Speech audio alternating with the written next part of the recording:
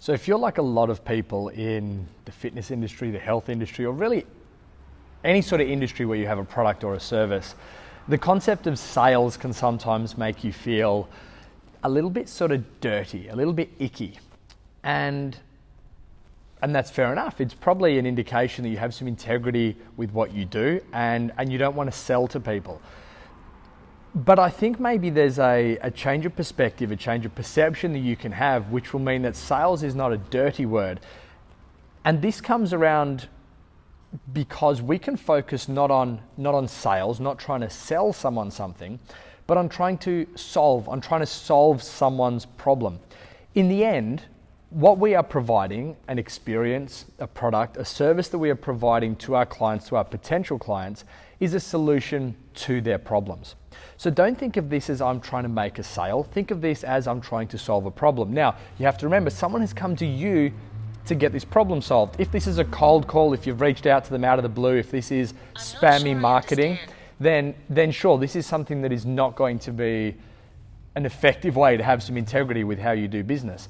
But if you are looking to solve someone's problem, you don't need to feel dirty. There's a value exchange there. It's not a zero-sum game. This is not you win and they lose because they pay you money and you receive the money.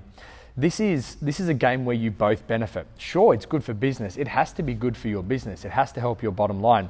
But there is an exchange for value. If this doesn't help you and you still feel dirty with this sales process, the problem is not necessarily the sales process itself, but maybe with your product. If you don't believe that your product is a good solution to their problems, this may give you these feelings of not being genuine with what you're doing and trying to push a sale on someone, on trying to be that used car salesman where you're providing them with a suboptimal solution. So the problem then is not with the sales process, the product is the problem. You have a problem with the experience, the product, the service that you're providing that is not a good solution.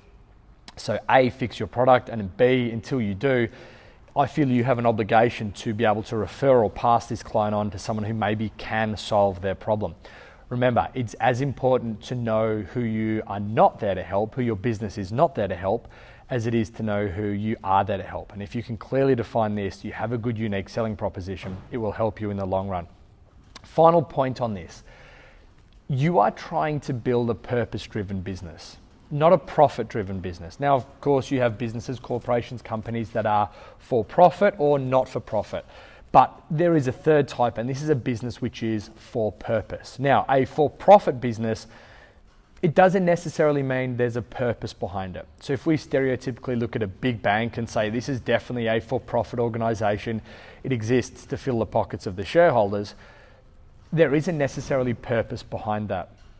A for-profit doesn't necessarily mean there will be purpose. However, a for-purpose business, which has been created to effectively solve the problems of our clients, our potential clients, a for-purpose business is almost always a for-profit business as well, because people will come to you because they see that you are a good solution to their problems. And that's a great way to try and overcome that dirtiness of selling. You are not selling, you are solving problems, and you have purpose at the absolute heart of what you do. I hope this helps. I know that a lot of people are struggling with this issue of sales feeling dirty. Hopefully this can remove the dirtiness as we move away from sales and towards problem solving.